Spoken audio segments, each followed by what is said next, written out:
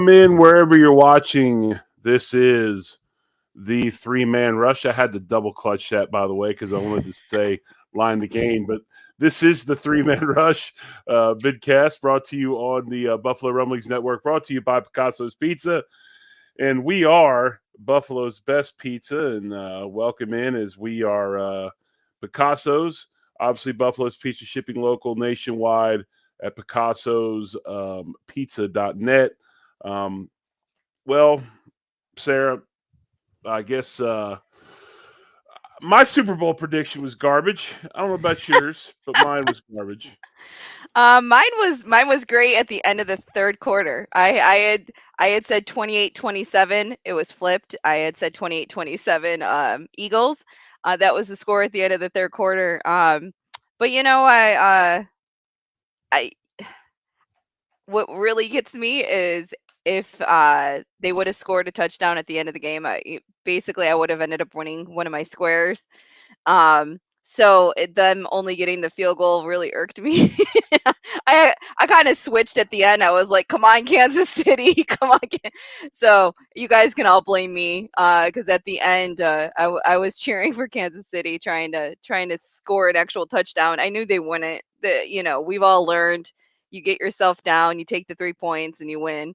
But it would have been nice to win a couple of squares, but I think the Bills, and by the way, obviously I'm an Eagles fan growing up there. I wish the Eagles would have won. They should have won. They did not lose because of a bad officiating call. They lost because of things like giving up a touchdown on a fumble from Jalen Hurts. yeah. They lost because they gave up, I think, points on every drive almost in the second half after going up by 10 points at halftime. Should have been up by 17. And I apologize if I'm a little glitchy on the connection. I was just informed that the cable guy's up the street working, so I'm Oh, okay. hoping that I don't lose my internet connection in the middle of the show. But Well, if anyway, anything I happens, they thought it can was hear me tremendously. ramble. I thought that it was a well played Super Bowl. It was a great Super Bowl. Uh, I thought Rihanna's performance was great. Obviously, we had no idea that she was getting ready to have another kid. But I guess she wasn't that way before she took the gig. But anyway, enough about that game. I want to talk this week about Buffalo. I want to talk about the Bills. I want to talk about the offseason coming up. I know you're a huge cap geek. I know you I love am. numbers. I know you love the cap. You love the offseason movement. Um, I think today we confirmed, a couple of buddies and myself, we will be rolling up to Kansas City. You're going to the draft this year too, I right? am. Yes. All right. So I believe we'll be up there. So we could hopefully do a show from Kansas City. That'll be great. Um, that'll be a good time, because especially Thursday being, I mean, I don't know if we'll do it. Thursday is the first round, so obviously It we'll is do the it right first away at round. the first Yeah. round, but maybe we can do an instant reaction afterwards or something of that nature. But uh, this is the thing that I think the Bills can learn from Kansas City, okay? Kansas City is a team that's in the same situation as Buffalo. Kansas City is a small market team, just like the Bills are. And this is a team that their franchise quarterback eats up a tremendously large portion of the salary cap. Um, Correct. this is a team where if you look at the structure of the Chiefs, the Bills, Josh Allen is responsible for over 17% of the salary cap. Huge number, right? How does Buffalo re-sign Edmonds? How does Buffalo rebuild an offensive line? How do they address their situation at wide receiver where they want to get I guess this is the nouveau term, a true number two receiver, according to Twitter. How do we address running back where Singletary wants to bounce? How do we address Jordan Poyer because everybody feels he deserves a contract as a 10-year vet and in his 30s? So there's all these different things, and you're trying to work around a number with Josh Allen that is 17% of the cap $39.7 million cap hit for 23. He will have the fourth largest salary cap hit in the NFL this coming season. How do you get around all that and fill in the pieces that you need to become a contender like the Kansas City Chiefs? Right. Well, first and foremost, we're going to have to restructure several people. It's a given that we will definitely restructure, Josh. I don't think he'll have any problems with that whatsoever. They probably talked to him about it when he signed his contract, that it would be, something that they have to do a couple of times as a especially with it being, I think it's a 6-year contract. Especially with it being so long, they're definitely going to probably do another restructure in a couple of years. Um, and obviously they'll throw more money at him down the road once they do the restructure. But that helps because that's going to free up almost $22 million. We are already under excuse me, above the cap. So some of that's going to go towards the cap, and then obviously some of it will go towards who we draft. So the people, so there might be 10, 12 million left over, ish, kind of what I've been looking at. So in order even just to re-sign Edmonds, it's going to take more than restructuring just Josh. So Well, sir, here's some numbers for you, okay? And I know, and I'm sure you've probably seen some of these, but here's some numbers. You talk about that full salary conversion to Josh Allen. You can open up $21 million of cap space by doing that with Josh Allen, okay? If you look at the draft pool this year, it's predicted they're going to need $7,036,186 to sign all their draft picks. But they're already at the present moment $5.5 million over the cap. right, So there's some things they can do, and I think there's this isn't. I don't think it's a slam dunk that they re-sign Edmonds. I also think there's some guys on the roster that possibly may have to move on just because they can't afford him anymore, and it's yeah, the easiest thing to do. And my issue is when you convert salary like that, it becomes dead money.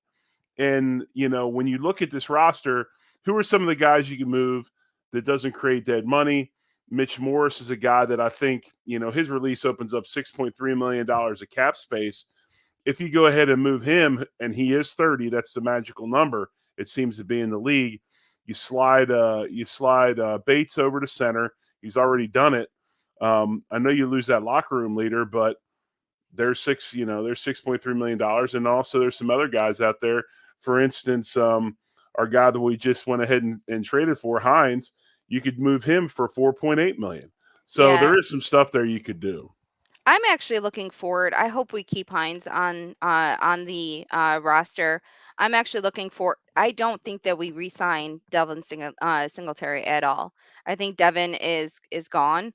I don't, unless he comes back saying he'll take a very team friendly deal, which I don't see him doing. Right, Because there will be a team out there that says, "Oh, well, we have a better offensive line." He's we see promise or something, and someone will be silly enough to pay the money that we won't. And I hope he goes somewhere and tears it up. So, and I have no ill feelings towards Singletary. I think he's a great guy. I just don't think that we can afford to spend the money on him. Hines does something that we need. He can be a right, reliable returner. right, So I would not mind going into the season with James Cook as our starter, which yes, I know I have changed so much since probably mid-season because I kept on saying that James Cook is not an every down back.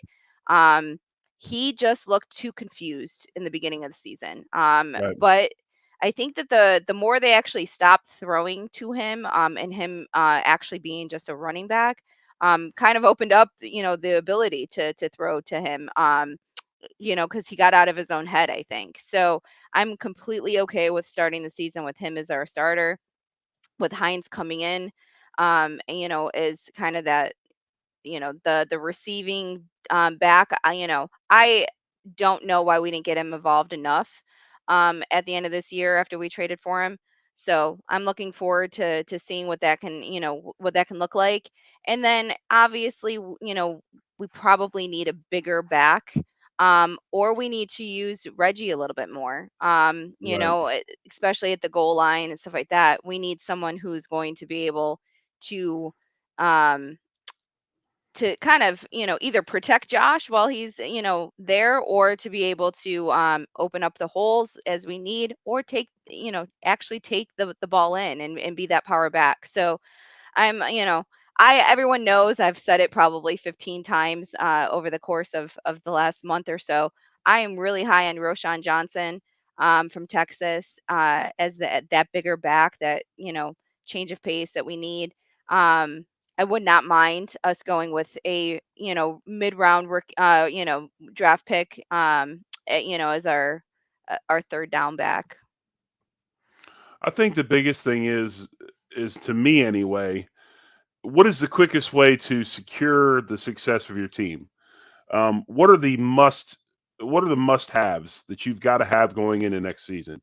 I think the A lot. biggest thing, yeah, there's a lot, but I think the biggest thing you need to do, and Kansas City's done it, other teams have done it, and they've got to find a way to secure the offensive line and to get that line talent level back to where it needs to be. If you look at this team, you got Van Ruten, you got Saffold, you got Quisenberry, Murray, Hart, and Bodeger. All those guys are free agents. Right. Um, I wouldn't. I'm not sure any of them come back. To be honest with you, I think we'll take Ike back. Personally, I think that he was injured, so he'll probably sign a very team friendly deal, because I don't think he'll find it anywhere else. So I think we'll get Ike back. I have a list. I have Questenberry, Van Roten, Hart, Murray, Seffold, all of them leaving for free agency. but when you look at this, they've got to get better up front. They've got to get more physical up front. They've got to be able to run the football on a consistent basis, and they got to be able to protect their quarterback. If we can get better in our offensive line play and get more production in some other areas, I think we'll be fine. Now, Yeah. granted, it's going to be. It, I don't know. I know that we're hell bent on this number two receiver thing. I really think this is a deal where if they could probably get a role playing veteran or two on a cheaper value, they might do it. I don't think that you're going to see the Bills go out and spend a tremendous amount of money on a number two receiver. You know, Nor do I think we should. I really right, don't. I think if we're going to spend any money, it'll be to retain some of the guys that we have, like right, Edmonds. I think that Davis obviously has a lot to work through. Do I want us going into next season, fooling ourselves that he is that number two? No, I want us to have an option. um I had a conversation yesterday. I was on a podcast, and they suggested, why not see if Diggs would be willing to move to the slot and have Khalil in the number two, Khalil in the number two, and then have Davis on the outside, kind of in the number one, spot where you would normally right, see Diggs, and or Khalil in that spot, right, and keep Davis where he is. And the more I think about it, we all talk about number one wide receiver, number two wide receiver. It's not really. It's You're the number one wide receiver if you're going to get all the reps. So it's more like where you're gonna right, line up. So do I think Diggs in the slot makes a lot of sense with his route running? 100%. Well, do I think he'll get it? Do I think he'll be okay with that? No, because I think that he wants to make sure he's going to still get his numbers, and I don't think you can get as many numbers from the slot. But it would be intriguing to see what they could play around with. I don't feel like we treated Shakir right. I don't think that he got enough opportunities while he was out there, but maybe the team sees something that we don't. Because he made some you know amazing catches, but then again, so did Davis. And then there was times where Davis looked terrible, where he couldn't, he would be targeted 7, 8, 9 times, and he'd have, two receptions in a game. I think he averaged, 3 receptions, per game this year, can't have that from our number 2 wide receiver. It's just I not get it. I it's get not it. it, yeah. I get it, but again, and I'm not letting it off. I'm not letting him off the hook. The guy making $39 million a year was tragic. That had second half of the season. He was not very good. Yeah. Arm injury Well, or no arm injury, he was not very good. But Diggs making $20 million on a cap. What's crazy is Diggs makes 20 million bucks. Your next highest paid wide receiver is Isaiah McKenzie at just under 3, and then Gabe Davis at 2.9, just yeah. under 3. So And um, I have a feeling that McKenzie could end up being, a cap casualty because yes. his contract isn't fully guaranteed. I think we save, a little over 1 million if we let him go. So he could end up, being gone. Um, I look at our wide receivers and say, are we going to consider even like because Crowder's gone, Kumro's gone, we'll probably bring back Kumro. You know, I I'm not a huge fan of that, but he is, terrific on special teams. So, um, and he has that relationship with Josh. So, we'll probably bring him back. I don't see us bringing Crowder back. Um, Mackenzie, like I said, will probably end up being gone. Do we bring Beasley back? It's a lot of questions. I don't think that we go out in free agency though to get that number 2. I think if we're going to get a number 2 wide receiver, it has got to Exactly. be some gem that we find in the Exactly. draft. I agree with you 100%. I think if you want to backfill with some veteran guys like like Juju Schuster, one of those types of guys, that's fine. You Yeah. pay him a I million actually bucks, don't couple, think Yeah, I don't think Juju played that well. He has not looked the way he has in from when he was in Pittsburgh. Even now when he had Mahomes thrown to him, I right. don't And think he it was an looked. example of Yeah, a yeah. veteran guy like that. Do you bring somebody in? But um, I think a big part of this about the receivers is what are you asking your guys to do and what can they do? I mean, I think if we looked at the end of the season, and Sarah, if I'm wrong, tell me I'm wrong, but we almost turned into a 4 vertical team. We threw a deep ball a lot. And where Diebold, I remember under Diebold, we ran a lot of throws that were basically running plays. Right. And then all of a sudden, we're trying to stretch the field. Did we have stretch the field personnel at the wideout spot? Yeah, I'm not sure we did. I think that that was a little bit of two things, and I kind of noticed it as well. I kind of felt like it was Josh felt like he needed to have those explosive plays in order to stay in games. And then I also feel like we were at the point where the short things weren't short passes weren't working. Right. So, he kind of stretched the field. Now he did make a comment that some of um the shorter, passes or where you have to fit the ball into a window was a little harder on him after the injury. He did say that there was certain angles that were uncomfortable and everything else. So I'm thinking maybe it felt more comfortable for him to throw those long balls. Unfortunately, we didn't have the receivers there to make those catches. And even Right. Diggs, I feel like his frustration was because he's used to being so in sync with Josh. And, I think that there was some mental issues there where, they were so out of sync with everything, with the injury, with everything that was going on, that, some of the passes weren't great. Some of the receptions were dropped. Like we just started looking like a little bit of a mess towards the end of the season. Interesting happenings this week in Buffalo. Obviously, Chad Hall moves on, Yep. the wide receivers coach of the Bills, and who do they hire? They hire Henry. Adam Henry. Why Yeah. was that? Why would Adam Henry seem an interesting hire for the Bills? Well, he just happened to be OBJ and Jarvis Landry's coach in college at LSU. Open up the floodgates. Yep. It's already been talked about in the chat. Les brings it up about Vaughn still thinking OBJ is coming to Buffalo. Now you add his college wide receivers Hey, coach. Will it happen? if we were going to spend, I know, and this is crazy for me to say, if we were going to spend money on bringing in a wide receiver, it would be for me, OBJ. I would love to see him come into Buffalo. I mean, he could be a number 1 wide receiver on most teams. For him to come in as our number 2, it gives us the opportunity where we can, move him and Diggs back and forth into the slot. Like there are so So you many. honestly think that they would play nice, and you honestly think that OBJ would consider himself a number 2 receiver? He considered himself a number 3 in LA, technically speaking. Well, I don't know. I I mean, they don't had like it. they had Robert Woods. They had oh god, I can't think of his name. The slot receiver. I can't think of his name.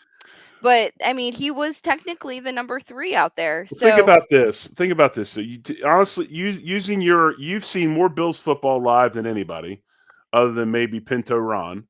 Um, Answer this for me. Can you honestly say, because when he went to LA, he was a rent a player. He was there for one reason, when they sold out to win the Super Bowl. Do you honestly say that OBJ puts us over the top and we win the Super Bowl because we signed OBJ? I don't think there's one player out there that is going to be the reason why we win the Super Bowl. I think it has to be the team. And thank you, Richard Cooper Cup. Thank you. I definitely thought about it afterwards, so I appreciate it. But yeah, I mean, I definitely think that there's not one player out there that is literally gonna cross all the T's and dot all the I's and say, okay, this is the one player. I don't think we're one player away. And that's scary because I felt like last year we might have been one player away, and now I think we're not. I think that we have 2 or 3 spots on the line, on the offensive line, that we need to fill. I think that we need an actual number 2 wide receiver. I think that we're going to have to look at safety like crazy because our safety room is going to be completely different. I think we're down Jordan, Dean, and Jaquan Johnson. I don't know if we will, we might bring back Jaquan because, he didn't play all that well, but he knows the system. Dean, I hope we bring back. Jordan's probably gone. And then, so we have Micah coming off injury. DeMar probably won't be playing. We have a lot to worry about there. Um, and then, Jordan, Jaquan, and Cam. And Cam's our kind of rent to safety. So him being a free agent as well, our our safety room is going to look very, very different. So Yep. I think that, if we're, you know, needing to look at things, that safety is going to be another, big thing that we need to look at, whether it's through the draft or through, some type of free agency. But I think that what we might look at if we're really all in, um, and start looking at some trades. It's kind of, Yes.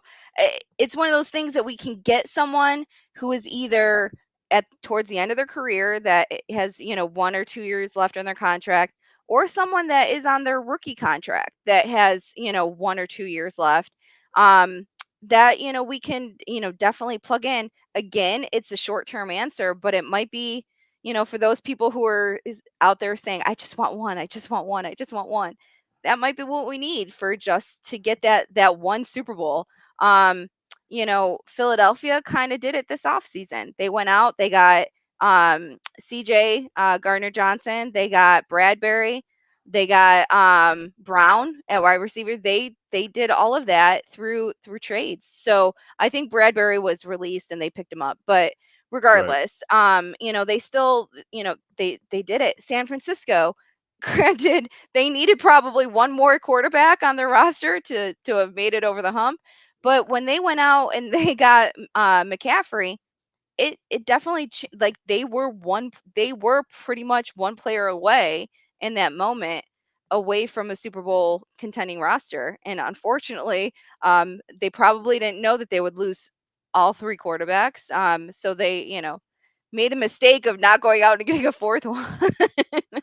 But I don't think we're anywhere near that. I don't think our roster is anywhere near that. Do I think that we still have a Super Bowl contending roster? Yes, because of Josh Allen. But I Les Brown, and I'll put it up in the comments.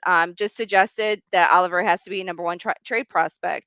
I agree. And he is one of the people. Yes, he's on his 5th-year option, but there might be a team out there that would be willing to take on that 1-year rental.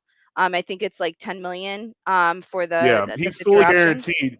Yeah, he's fully guaranteed 10 million. So you're going to have to trade him and move the 10 million. And I'm 100% with you. I think he's probably our Oh, Jerry just dropped off a little bit. But yeah, so when it comes to Oliver, I think that he is one of the people that we should be looking at trading. I've went through kind of that over and over and over again, who are kind of our trade candidates. Most people don't want to hear it, but I honestly think that Trey White might be a trade candidate as well. Just because him coming off the injury, the amount of money, and we all gonna have to, take a deep breath and see what this roster is going to look like after everything. Jerry's coming back on, so let me let him in. All right, no Yeah, worries. I think the guy, the repairman up the street, got me.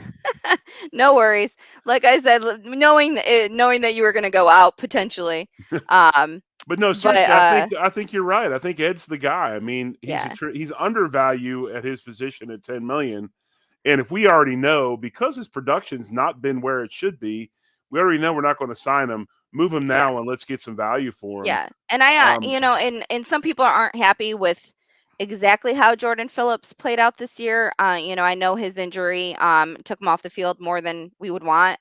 I don't know what his timetable is to return after he has the off-season surgery. I believe he's having surgery he'll on his be he shoulder. won't he probably won't be able to be ready to play until the season starts. Okay, I would but I imagine. wouldn't If mind. he's having labral surgery, that's quite a while. Yeah. I mean, I still wouldn't mind him as our backup, re-signing him. He is a free agent. But bringing him back, if we can, I honestly want to get him and Shaq back. Obviously those are both guys that we can get back, pretty much at vet minimums, I would believe. But Oliver is guaranteed his 10 million. So if he plays Right. for us, he's guaranteed his fifth year option. So if we go to trade him, we might not get what we would hope for him. He was a what, third round? Ed Oliver? Yeah. No, he was like the I can't remember. He's first round pick. Was he a He first was round a pick? yeah, and I Oh, think he was a that top. hurts. He was like 13th overall, I think, or something of that Oh, nature. I don't He was pretty remember. I high. really, I Yeah. really don't remember. And he was, But and I always see. I watched Ed Oliver play for 4 years at Houston or 3 years at Houston, yep. and we got after him pretty good. He's an undersized D tackle that's I got to was just get gonna say he's upfield. undersized. Yeah, he's got to play in that sort of a penetrating type defense. If you've watched what we do, it's anything but super aggressive, right? So I'm not sure that Yeah. over the span that how he fits, but I think if you took Ed, one of those areas that you could probably get. This is where you go ahead and maybe get a number two from another team. You move Ed and throw in Isaiah McKenzie or somebody like that, and maybe you can entice somebody and get a big ad at receiver through trade. But I agree with you earlier. I don't think you'll get that number two spot type guy at receiver unless you go ahead and work trades or find a diamond in the rough in the draft. Yeah. And I do honestly think that there might be an opportunity, to trade him, kind of recoup some of our, some of our money to pay, for some guys to come back. Um, or we can find someone that's willing to trade another, player for player. Right. So, um, and we're gonna need players. So, we'll see what happens there. But I think that so many people, so many teams are kind of, looking for that one guy who they could convert into somebody long term. So hopefully people think that Ed is that guy, especially considering they might think a D tackle at $10 million isn't terrible. So Right. um Well, here's a question I have for you, Sarah, that I think it's worth asking, and I think this is something that I think Bills fans are tied up in as we move into the offseason, as we look at free agency and the draft. And your opinion on this, you know, right now we're in this either or, right? It seems like on defense, we're going to give Jordan Poyer his contract and let Edmonds go, or give Edmonds his contract and let Poyer go. And to be honest with you, what if they both go? Because our defense is in trouble.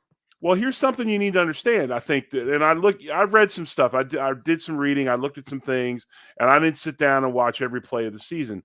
This season, he had a tremendously productive season. And I say him, I mean Tremaine Edmonds. I mean, he played well, probably had his best. He did have his best season to date. Okay. But in 5 years in Buffalo, he's been very inconsistent, to say the least. And a lot of people have him at a valuation under what market value is. A lot of people are looking at him as maybe an $11 million Yeah, player. Sport Trek Right. is terrible. It Right. is absolutely terrible with the market value, and they have.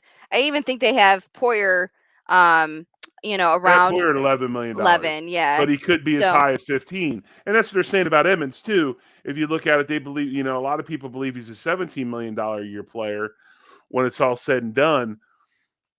Do you spend the money on Edmonds to bring him back? Do you spend the money on Jordan to bring him back? Or you possibly let both of them walk and do possibly, I know Poyer wants to stay, but does Edmonds maybe not want to be back?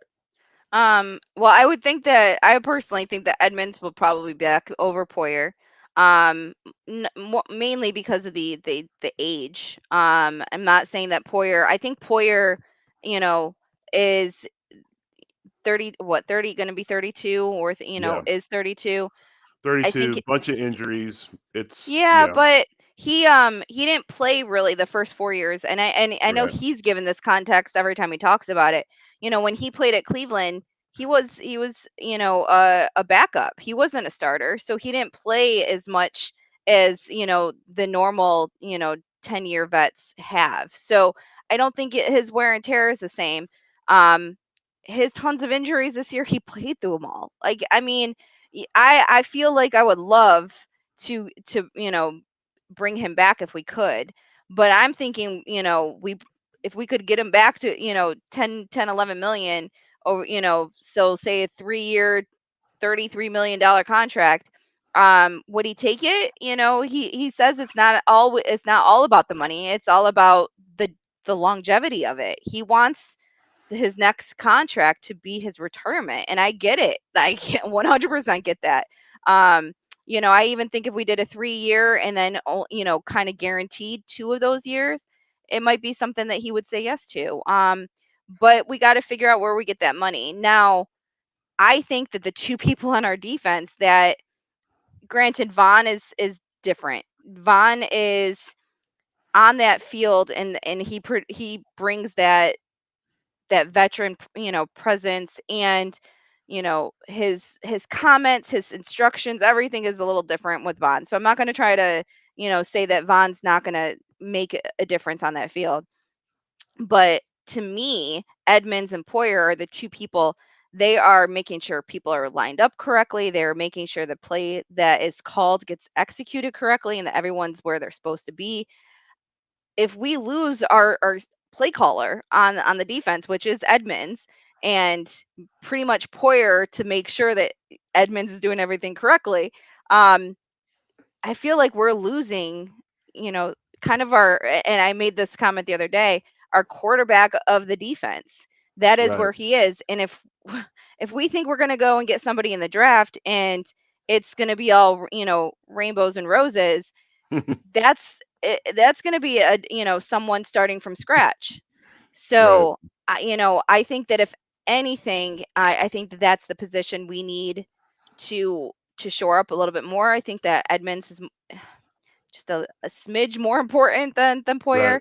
Right. I think I was looking today at like potential people for trades and whatnot, and there are a couple of potential trade people out there that would be intriguing. I'm sorry. This is an Oh, you're absolute fine. zoo.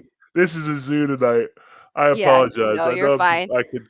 Okay. But Chuck Clark is a safety with the Ravens, and he's at like 6 million a year.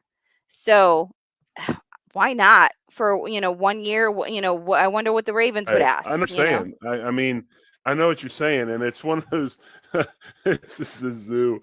Uh, anyway, it's one of those deals where they're just going to have to figure out right now, and if they think they can win the Super Bowl now, is this a team that can win now, or are they going to have to go ahead and build and try to, are we a few years away?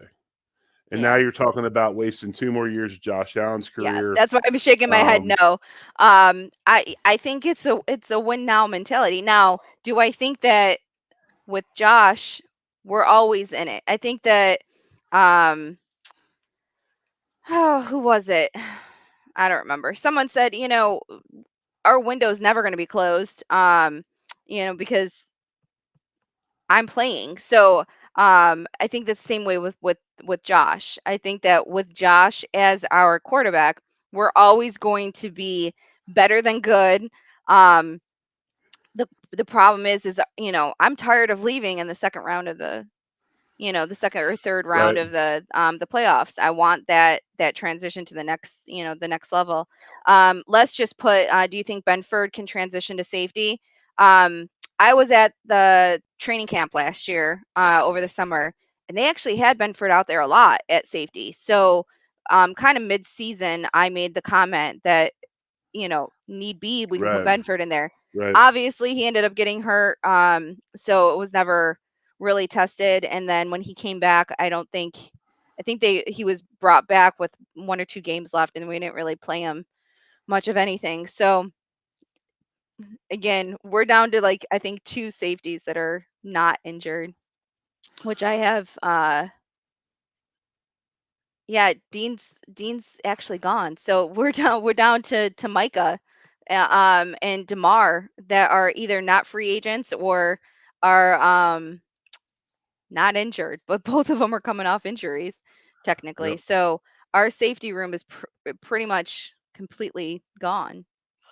Well, I think what we'll do is as we move towards the off season, and obviously tonight was interesting to say the least. I apologize on my end of it. I thought it was Not entertaining. not very prepared. It's on a level of professionalism. It was way down No, there. I think it's funny, and it's too bad for the people listening through podcasts. They didn't see your camera fall off the computer and everything else. Yeah, exactly. It's just kind of zoo.com is basically what we got going on. But seriously, I think this is something over the next few weeks we need to get into a little more. I think we need to get into the weeds a little bit, and we can start breaking down some things position wise and stuff because this it's about as important of an offseason as Buffalo's had in quite some time. I said that Because yesterday. I you think know this is it's teetering. And yeah. I'm not saying we're getting ready to be on the verge of 17 years of irrelevance. But what I'm saying is that, you know, you got a certain you only got a certain amount of time with guys before things start to nosedive. Um, they're teetering because the other teams in the AFC are coming. They're coming and they're bringing it. And they're in our own division. They're bringing it. Miami being one of them. So it's going to be vital, big time vital for us to have a very, very good offseason. And I'm sure we'll talk about that more as we move along. Yeah, and I'm looking forward to seeing what we do in free agency. I think it'll open up that conversation of what do we do for the draft. Um, I love that people start all these uh mock drafts and all that other stuff in February when we haven't even Right, I mean the league year technically starts, I think it's March 15th. right. There is so much between franchise tags, restricted free agent tags and everything else. There are so many things that are going to happen that will alter what it looks like on draft day that I don't even know. I'm not worried really about who we're drafting. If we went out and got OBJ, just saying, we're not going to look at a wide receiver in the first or second round. It's just not going to happen. So if we went out and actually spent some money on, a right guard, we're not going to draft a right guard in the first round. Like No, that's the way we need to look at it. So I can't wait to kind of, settle down a little bit. Let's see what happens with free agency. right. We need a starter at 27, and you know how hard that is. That's Well, not easy. it's not. And I do want to say something though, cuz and I'm not giving Kansas City their props at all cuz I can't stand to give them their props. But they had what, 6 rookies in the Super Bowl make, Yeah. impact But that's plays. what you have to do with a quarterback that's making as much money as Mahomes is. Yep. You can't just buy whoever you want. You've got to have grassroots effort. You've got to draft well.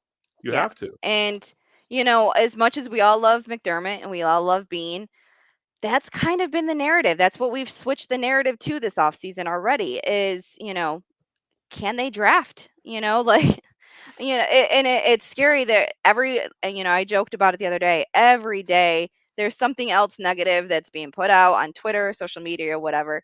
About Josh, the last time he played with a first rounder, and on his offense was Kelvin Benjamin. Like it's scary to think that he has not played with But one first round, talent right, since. but our Bill's Twitter and Bill's criticisms like lake It's effects. It's like lake effect snow, it's not right? just the Bills. I've tuned Right. into Right. other It's other it's fan like lake bases. It's the effect same snow, and thing. right now it's over Brandon Bean's house, and Yeah. then he's just getting hammered with with foot upon foot of snow. And now we're going to take a guy that just put together two teams that won 13 games in a season and has taken us out of a 17-year doldrum, and now we're going to go after him and say we can't draft. Yeah. Especially, we're going to go ahead and we're going to hone in on the defensive line. Um, Come on, guys. Seriously, give me a break. I mean, the guy's done a wonderful job. He's doing a wonderful job. I I'm a little bit concerned about, and I know the draft picks will come and go, and I jump to the forefront with me. One is we did not make any coaching changes really, and I'm surprised by that. I thought we would make some, especially possibly in our front line and on our offensive and defensive line. But the other thing is that we got to watch falling in love with our own sometimes, and I think we've paid some guys quite a bit of money that maybe you don't want to give Kansas City their props, but Tyreek Hill they moved him, they let him go. Mhm. They didn't want to pay him, and they went Yep. got somebody else, and they were fine with it. Edwards-Helaire gets But hurt, they bring in Pacheco, and everything's yeah. fine. But Hill to me wasn't really their number one wide receiver. So they didn't let go of their number one weapon. Who was? Kelsey. I don't care he's a Well, tight end. he's not. I understand, but he's But still he not was a still their wideout. number one. He's still the number one option. So, with everyone saying that, they got rid of his number one option, it's not true. They got rid of the number two option, the one of the scarier options, but not the scariest option. To me, Kelsey is that offense. Obviously, Mahomes is the one throwing the ball to him, but I think that's a little bit of a difference. We don't use Knox, not at all the way he should be used. And we kind of live and die by what Josh is out there doing. Now, I think that if we're going to continue the status quo at all, we need to figure out how to get the reps for our guys. To only target, our number two wide receiver 3 or 4 times a game is ridiculous. To But let me say something. This is what I wrote in big letters first, and you're leading me into this, okay? I wrote on my notes in big letters, what is the identity going to be? And I think what we talk about Kansas City, what do?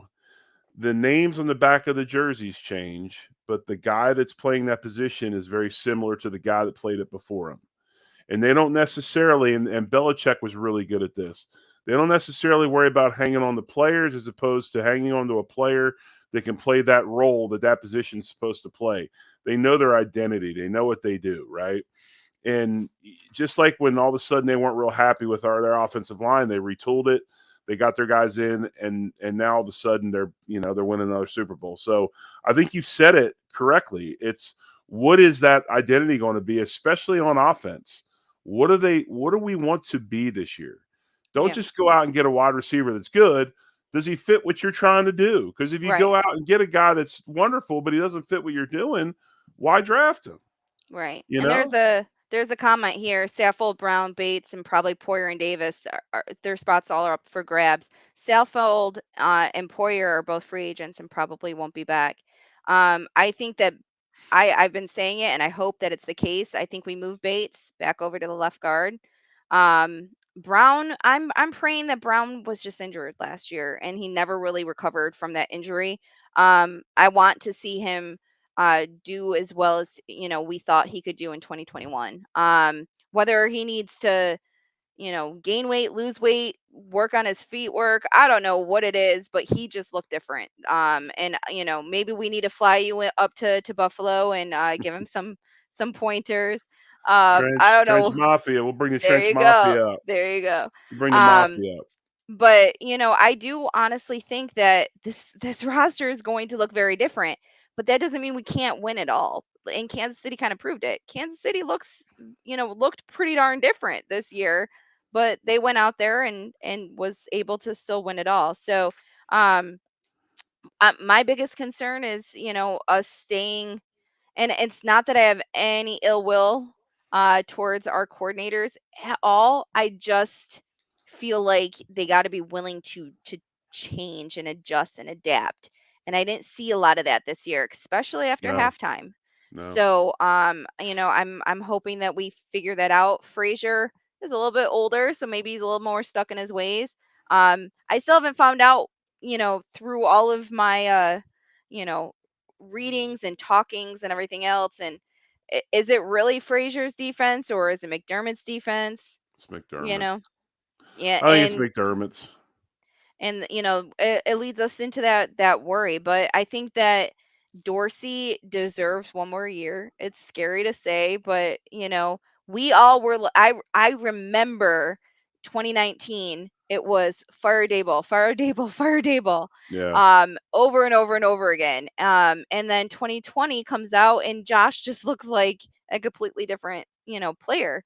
So it's I think that the first year nerves and jitters and whatnot are off the are kind of out the window now, and now it's all about the plays that he's designed and making sure him and Josh are on the same page and that everyone on the offense can actually run those plays and get the execution down, because that's from my understanding, and I've listened to a couple of players talk. They said it's a pretty complex offense, so at one point they had to stop using the whole playbook because not everybody was grasping it right, all. right, and which doesn't shock me considering that Dorsey was a quarterback. But again, I like I said, what's our identity going to be?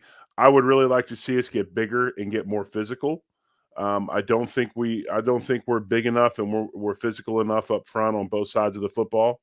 And the other thing is, and you talked about it earlier with the safety spot, but who's going to cover people? I mean, it's obvious we're going to have to revamp that room. So, um, yes, there's football. You're trying to build a football team when one player sucks up 20%, 17% of your salary cap.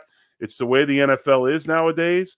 Um, Jalen Hurts is a guy who's come out, and by no means do I think Jalen Hurts is the quarterback that Josh Allen is or that Patrick Mahomes is. I think he plays a role and plays it really well in Philadelphia. His number on the table already. I saw it the other day. He wants $49 million a year. That's his basement. That's his bottom is $49 million. So That's the you one know, thing I have to applaud Bean for doing, is making sure that Josh's number was signed, sealed, and delivered. And now granted, will he ever turn into one of those guys that in 3 years, when right, guys are making 60-65 million a year, right, is he going to say, well, wait a second, I don't know. I want to hope and believe. And again, this, it pains me to say it because I'm going to comment on Brady. At one point we all wondered, how in the heck can Brady have all these playmakers when he was with the Patriots? How can he do it? He would always either take a pay cut or take it as a bonus. He would do the restructures, but he also, I want to say, I'm going to mention, he also had a wife that was worth $500 million. So um well, that I and nobody understands the business interests he had yes, with Robert Kraft, and a lot of it had to do with that new stadium. So he was making his money. It was just elsewhere. yes, it was just elsewhere. And so let's get Josh all the advertising deals and everything else that he wants, and let's figure out shoot, if we want to call it Josh Allen Stadium moving forward, I don't care. I don't. But figuring out a way to show him his respect, that doesn't have to be in contract form, is what we're gonna have to figure out how to do moving down the road. Yep, and that amongst other things. So, hey, I appreciate you hanging in there with me. I know it was. You're still battling a little bit, and I know it's a little bit tough. I thank you for it. Yeah. We'll talk about next week. Maybe You actually took my headache away a little. It went from a migraine to just a headache, watching watching your battles with watch your camera. watching the clown show that was going on. Yes. Yeah. We'll check in on next week. We'll see what happens with next week. Maybe we'll take a week off. I don't know. But what we will do is we'll come back. We'll have rebranding soon, and we'll be 100 miles an hour forward. And we want to really get into this roster breakdown more, salary cap breakdown stuff. We are going to see some players. There is going to be. I think the big question is, we had today's poll question: who's going to be the guy that's not on this team next year that you're like, dang, I did not see that one coming? Because that's usually what happens on teams that are tight against the cap. Who's the guy that you And I went, said it earlier. wow? No one doesn't want to hear it, but I think Oliver's probably gone, but that's not the person that's going to shock people. It could be Trey White.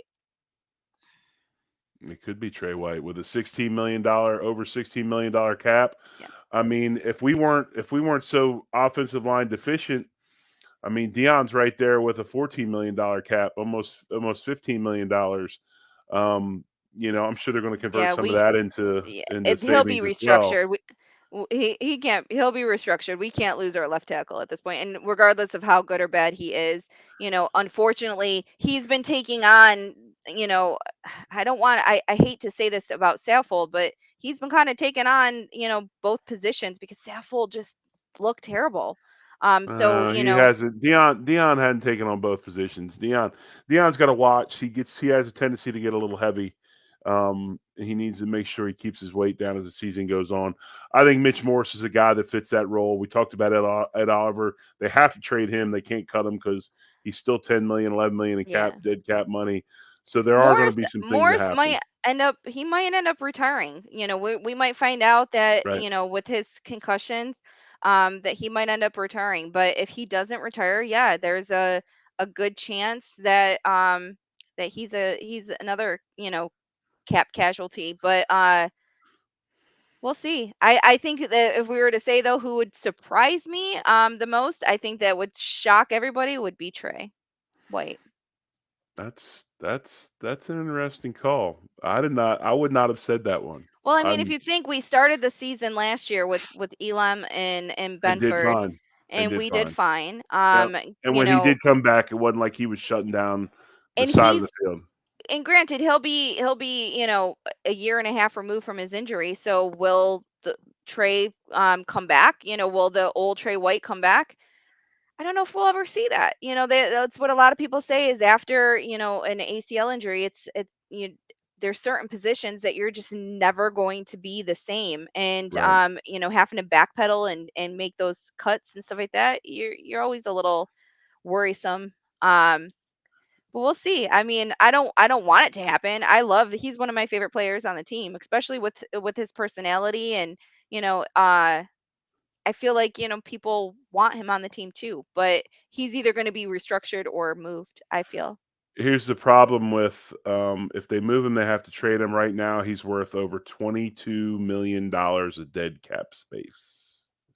Yeah, I well, I believe that's what mean, that says. that I mean Yes, that's 22 for million. yeah, if we trade him though, I think we can do Right. a post Right. We June can. yeah. We can, and we So, can do a post after whatever. Just right now at this present moment. But anyway, real quick, we'll leave with this. Ralph Wilson Sr. in the comments. New branding question mark. 3 Lady Rush.